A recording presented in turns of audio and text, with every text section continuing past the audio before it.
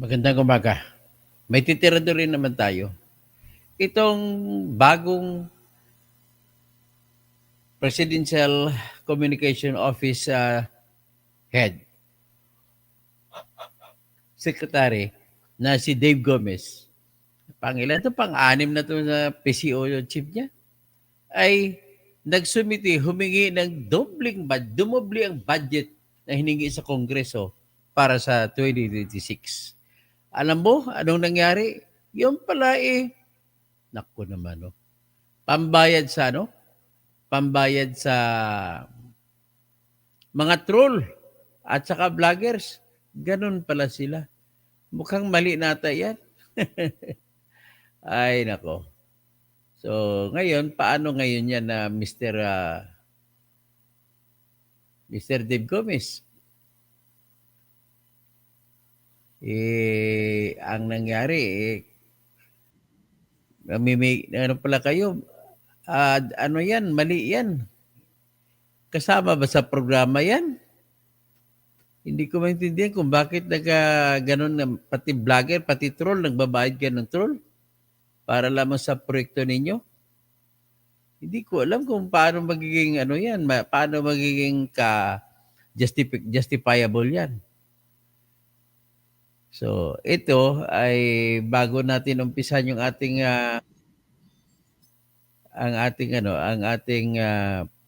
vlogging nito, habang nag-antay tayo ng mga audience pa, ay ipi-play ko muna itong ginawa kong bagong lyrics sa kanta na ng buwan. Habang nag-antay ako ng audience.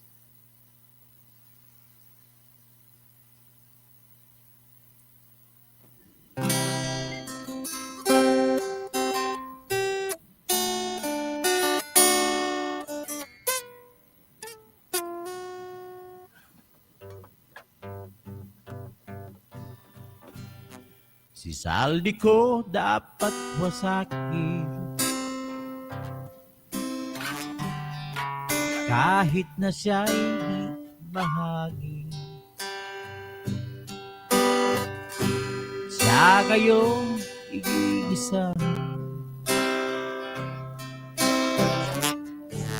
sana ay katayin na.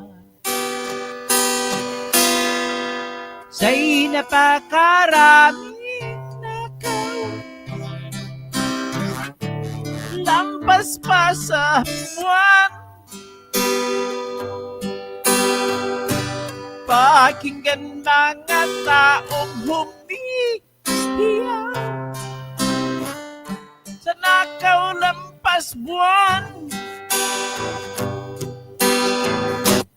Ayokong mabuhay ng malungkot. Si Sara Diskaya lang masaya, nagpakasa sa hanggang sa pagtanda. Halina tayo'y tumiga, siya'y napakaraming nakaw, lampas pa sa buwan. Pakinggan mga taong umiiyaw sa nakaw lampas buwan.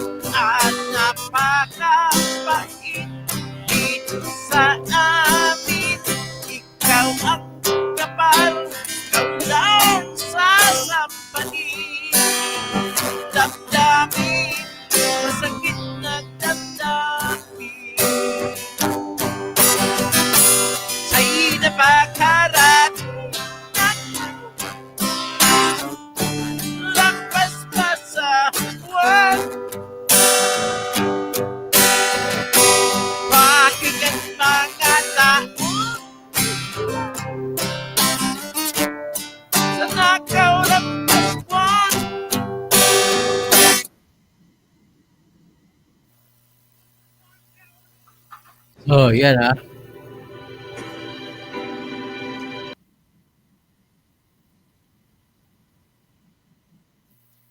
Okay, dito ay ang ating topic na 'to. Alam mo itong bagong secretary ng Presidential Commission on Communications Office ay humingi ng budget sa Kongreso. Dumoble ang budget. Alam mo kung bakit? Para saan? Para mag-hire ng troll. Ang troll pala, gagawin na sa mga troll, yung mga kinontak nila, walang ibang gagawin, mag-comment, at saka banat sa mga kalaban. Mag-comment na pabor para sa mga post ng Malacanang at babanat ang kalaban. Tapos kumuha sila ng 6-7 vloggers. Mali po yun, bawal po yun, mamigay kayo ng pera. Bumibili, parang pa nagano kayo, nagtawag niyan, bribery ang tawag niyan para makakuha kayo ng good report. Grabe, kaya pala maraming tao na hindi bumabanat kay BBM kasi binabayaran pala kayo. Nako, hindi ko lang bagitin pero marami akong nakikita na maraming mga vloggers. Kung magdepensa kay BBM, akala mo walang mali si BBM kahit na klaro ng mali. So, ganun po. Ito, pakinggan ninyo yung palitan ng salita sa Kongreso, sa Committee on Appropriations. So, sabi ni Kamarang Magnanakaw, Dr. Tol, good morning. Pakalabit po ang pamilyang Uwaminal sa Misamis Occidental na sila na ang congressman, Gobernador Mayor. Hoy! Henry Sevilla Uwaminal. Si Ando Uwaminal. Sino pa ibang Uwaminal? Pakisulat nga kung sinong, diba dalawang mga congressman dyan? Ang kilala ko lang si Ando lang at saka si Henry. Hanggang ngayon ba hindi pa kayo nagtitigil diyan? Yung nagpatayo ka ng barangay Lamang na housing project mo diyan, Henry Sevilla Uwaminal nung congressman ka, kinuha mo ang pundo sa national government. At nagpatayo ka diyan tapos kinuha mo na kontraktor Alpha and Omega, pero ikaw ang gumagawa. Ginagawa mo dami ang Alpha and Omega. Grabe ka. Gago! Hindi uunlad ang Misamis Occidental hanggat andyan ng mga Uwaminal o animal na yan. Grabe. Si Donji, ikaw siyang kumuha ng mga project control dyan, mga kontraan ko niya, ang construction firm niya. Donji Animo ba yan? Yan, bata ni Uwaminal yan. Siyempre, kakampi niya. Kasi bawal ang Uwaminal na ang HSO construction, yun ang ginamit niya.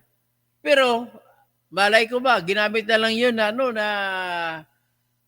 ginamit lang niya na dami. Kunwari, iba yung tao ang kontraktor. Oh, sus.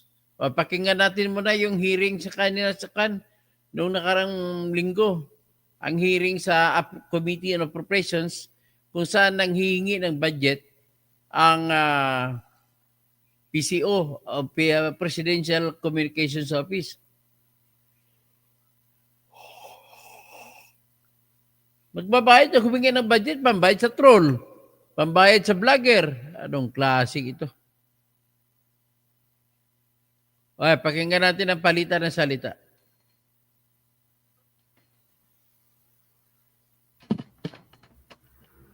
Thank you, Madam Chair. Mr. Secretary. Yan pala, yan ang anak ni Senator Dan Marcolita. Yan si Paulo Marcolita na congressman ng party list sa GIP. Looking at the budget of the PCO proper, the fluctuations are rather large. From 493 million in 2023, it reached nearly 90% to 933 million in 2024, only to be cut to 695 million in 2025. And now, the PCO is requesting a 954 million budget Halos 1 for milyon. 2026. This rather yo-yo or fluctuating budgeting makes it impossible to track long-term strategies. Could you kindly explain to us what new urgent mandate justified the nearly doubling of your budget in a single year? Grabe Thank you, Your Honor, Madam Chair, and thank you for this opportunity to explain what you have described, Your Honor, as the yo-yo budget. I was informed that the budget in 2024 was significantly reduced because of the low utilization rate in 2024. Unfortunately, the budget went down after that, but based on the 2025 budget, what we are proposing right now for 2026 is really more aligned to the 2024 level and consistent with the programs that we have initiated in 2024. Plus, not to mention the fact that we are looking at a very important year for this administration next year. We are about to host the ASEAN next year, and this will require a lot of communications support from our agency and our attached agencies, and just restoring it to about the level of 2024 will enable us to cope with the responsibilities and the tasks ahead of us in 2026. Labo naman. Just a follow-up question. The bulk of the increase was in PCO's maintenance and other operating expenses, which grew to 689 million. Meanwhile, PCO's 2026 performance targets for 2026, such as disseminating 3,350 new news releases, are identical to PCO's 2024 targets, despite requesting an even higher operations budget. How can PCO justify a higher budget when PCO's own targets remain stagnant? Is the PCO simply asking for more money to do the same amount of work? Thank you, Your Honor. And again, thank you for allowing us to clarify that point. We are already we've made representations already with the DBM to revise this target to accurately reflect the levels as stated in the MOE. So we are now in the process of revising those targets, increasing those targets, and coming to an agreement with the DBM on this one. Thank you for that answer. Sigurado My last ako, question. ang mga budget hearing niya, kasama niya sa pamigay sa mga media, sa mainstream media, pamigay sa buwanan para maraming taga-mainstream ang susulat pabor sa kanila. Nakalagay po sa mandato ng PCO na ang Presidential Communications Office ang magsisilbing primary communications arm ng gobyerno. At isa sa mga pangunahing trabaho ninyo ay ilathala ang mga magagandang achievements ng ating pamahalaan. While looking at your Facebook account, wala akong masyadong makita na notable achievements sa PCO Facebook page. Ang nakikita ko lang recently, yung mga inspection ng ating Pangulo sa mga faulty flood control projects. I don't know if it's that an achievement in itself. Nakita ko rin yung libreng sakay program. I think that's quite an achievement. Pero wala akong makitang malakihan o noteworthy or notable flagship project ng ating sa ngayon. Wala akong makita. And meron din kasi akong kakilala sa PCSO. Hindi naman ganun kakilala pero nakakapagkwento rin siya. Sabi niya, we hire reactors. Reactors yan and trolls. Ang trabaho ng reactors, 100 or 200 or so reactors, ang trabaho po nila ay magbigay ng positive reaction sa mga post ninyo, magbigay ng positibong comment sa mga posts. Yun po ang trabaho. Aside from maintaining around 76 vloggers.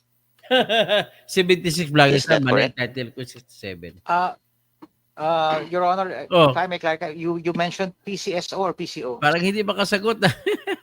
So, PCO, I'm sorry. PCO. Meron daw kayong minemaintain na 200 At reactors 76 and vloggers. 76 or so vloggers. Grabe, mayroon pala kayong troll farm. Grabe to. Oh.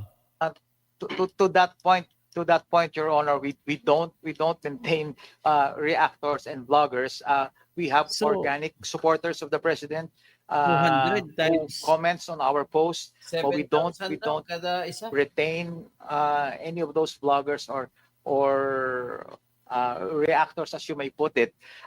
Those are organic, real people commenting on our posts, commending the activities, the programs of the president, and they are by no means employed by us.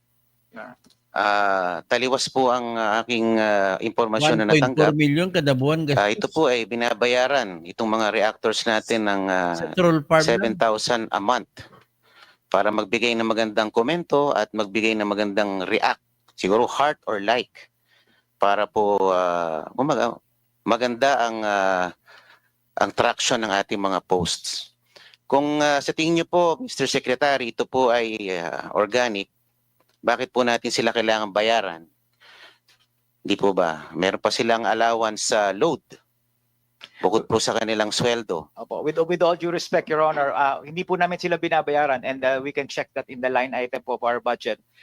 Wala po kaming binabayaran na gano'n. As I said, and I will reiterate, these are organic, real people who supports the president and comments positively on the activities and programs of the president on our official channels, official platforms in social media.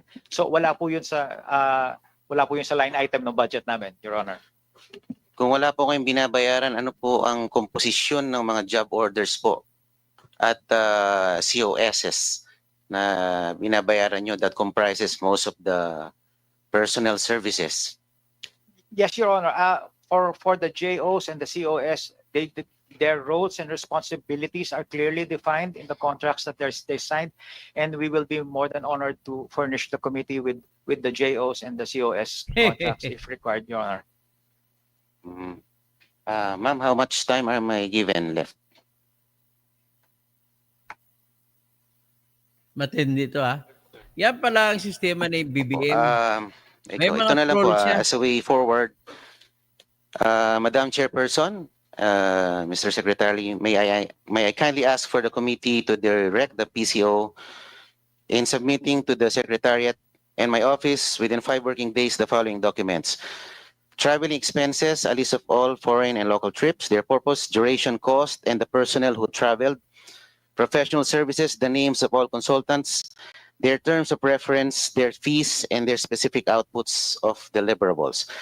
Advertising expenses, a list of all placements, boostings, the media outlets paid, and the cost of each campaign.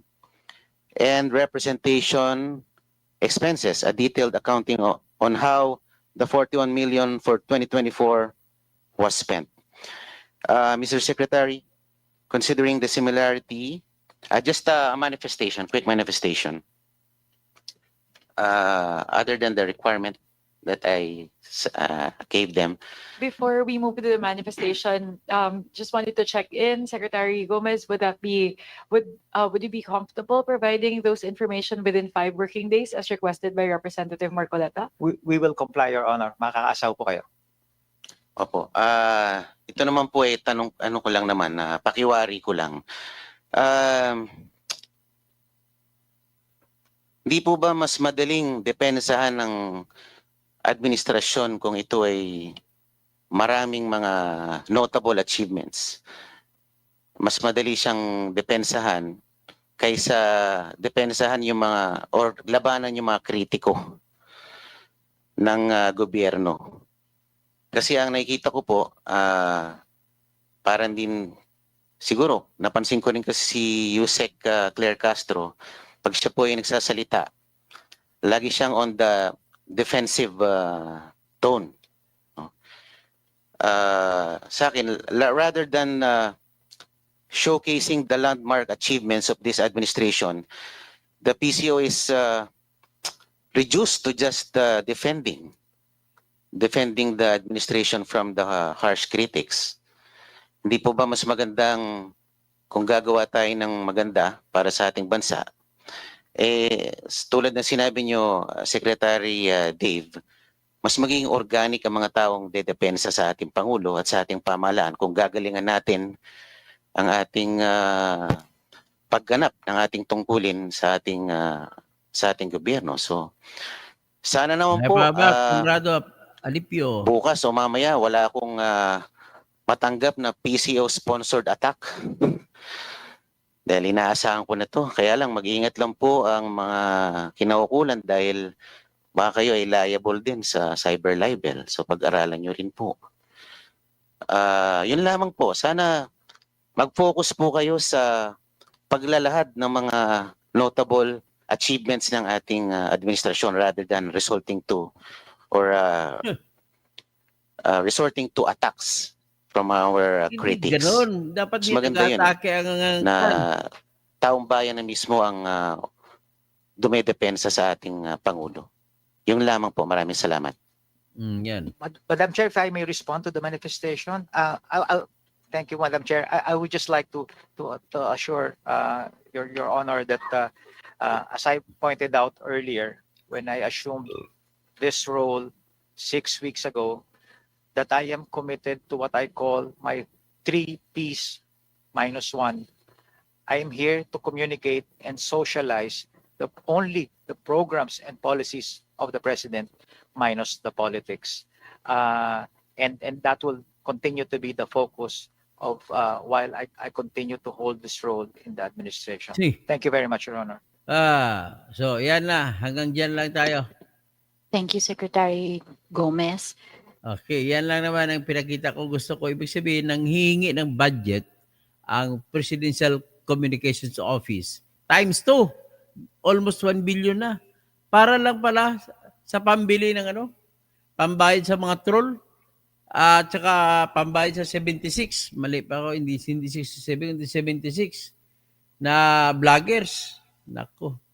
Hanggang dyan lang muna tayo. Bernard Magtibay. Kamarang Magnanakaw. Sabi kapag pumalag daw kayo sa Uaminal dyan sa Misamis Occidental, kawawa kasi pag initan ka, kaya ang mga negosyante lumipat na lang sa labas ng Misamis Occidental. Kawawa Misamis Occidental sa mga Uaminal. Ang mga kalsada wala pang 1 year, giba-giba na. Nako, substandard talaga. Paano kinita ni Uaminal? Kumaring Magnanakaw. Tapos may mga quarry sa quarry site, meron pa doktor yung anak niya na si attorney, hindi umaminal ang apelido. Garon. Ganun ba? May anak pala sa labas. Denby Ilacion, Blessed Sunday. Edgar Nacion, and a good morning. Very good morning po. Okay. Kamarong Magnanakaw, Dr. Toto, good morning po. Pakalabit naman ang pamilyang Uaminal sa Misamis. Uaminal! Uaminal! Aminal! Aminal! Umalis na kayo dyan. Inaagaw nyo lang yung pera ng... Okay. Hanggang dyan na lang po at good morning po sa lahat. Happy Sunday. Please subscribe. Kung hindi ka pa nakasubscribe, yung mga team replay, please wag po mag-skip sa ads para matulungan niyo naman ako. Pagkatapos, paki-like at subscribe, paki-like at paki-share at invite all others to join our cause para dadami ang ating community of truth people. Kailangan po natin ang katotohanan ng panlaban sa mga kasinungalingan ng bayan. Kasinungalingan ng mga nasa pamahalaan. Sila lang po nagsisinungaling, tayo hindi po. So, yan po. Hanggang dyan lang. Mayap-abak, naimbag bigat. Magandang umaga, maray na aga, maayong aga, maayong buntag, maradyaw nga aga, mapia mapita sa mga pakat agop pagari, may marayaw may naat sa mga tausog, sa Hulo, Sulo, sa Basilan, Zamboanga, Buenos Dias, amigos, amigas, sa Zamboanga Hermosa, sa Coronadal City, sa akon nga mga nga amay nga nagatanaw subong maayong aga sa akon nga mga utod, sa ako mga parinti dira sa South Cotabato, maayong aga sa inyong tanan.